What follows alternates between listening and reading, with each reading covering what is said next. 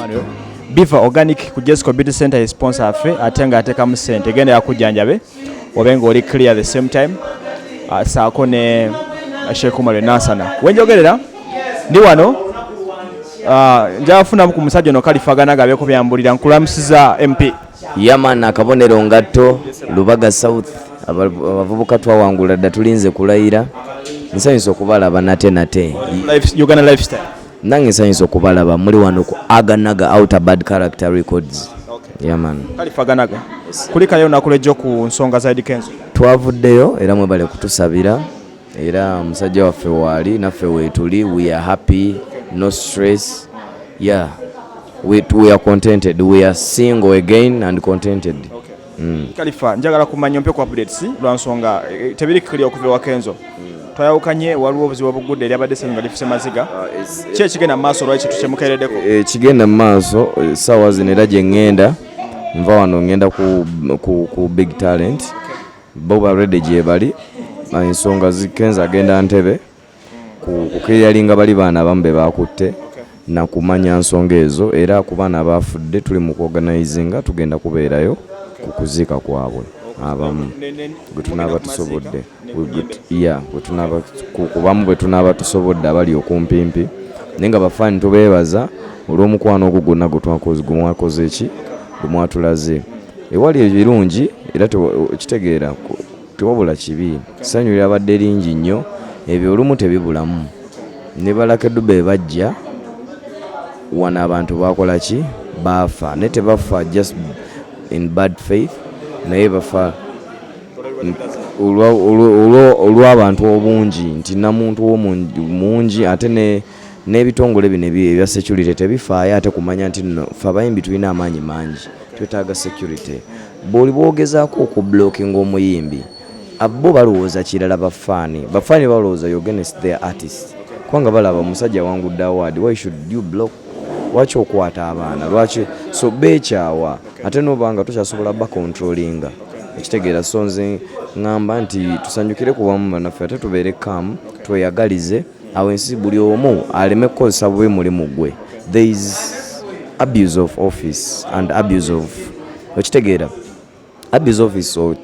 eyababa nti ogenda okwesanga ngayo poliisi oba n'omukulu wa poliisi asindise bano balabe ekiri ku ground balowooze ng'abantu bagambe nti kati mweno situation abantu baneno bangi nina bampadde abapoliisi 6 bano abantu bali abantu 4,000 nina abapoliisi 6 balina emmundu 6 okitegeera ddala kituufu bwe ntandika okukonfrontinga bano abantu ng'omuntu amanyi oppima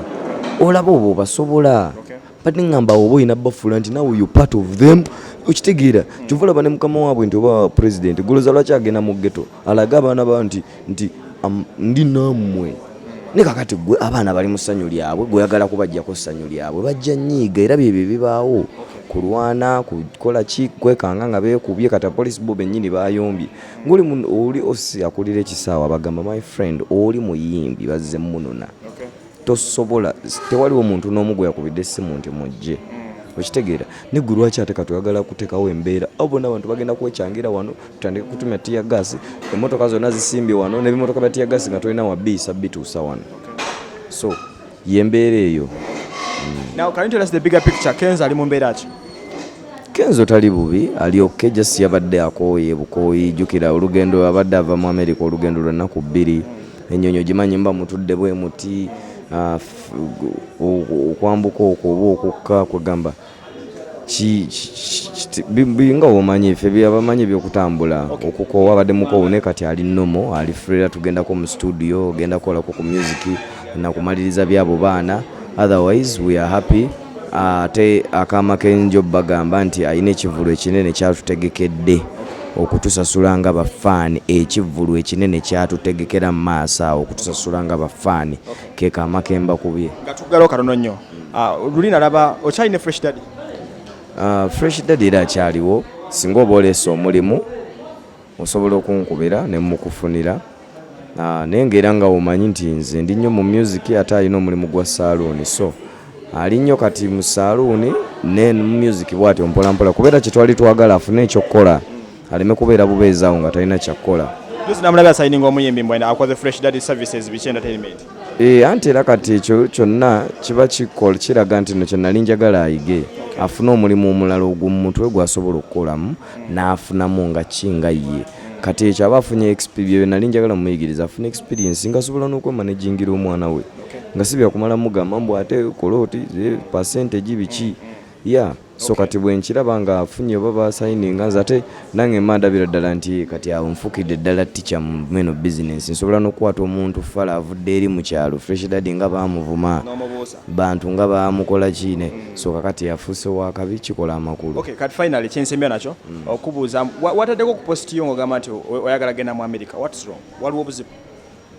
Saagala genda mu America, nagaana okugenda mu America cause waliwo ebintu biba simanyi kikibaawo naye waliwo ebintu ebimu nga oli akuleetera ddiiru n'agamba omanyi njagala ojje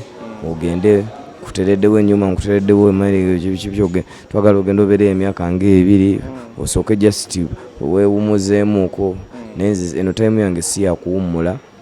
nga ogamba nze wegamba made in Uganda siva Uganda era ogenda okulaba visa yo nagifuna mu March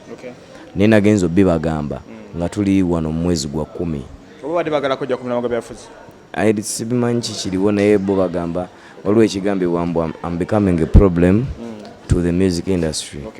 Naleeta ba fresh daddy ne bono so simanyi nti kyava ku ekyo kwolwo kuleeta fresh daddy biki simanyi naye kwegamba someone give me an opportunity. I'm giving you a house, you have a car, you have a job, and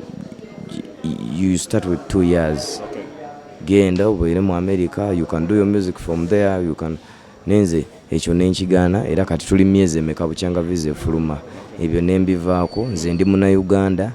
nina kukolera Uganda America ngenda gikola wano Uganda. Twanzanyo sebo yo Khalifa Aganaga tu lifestyle.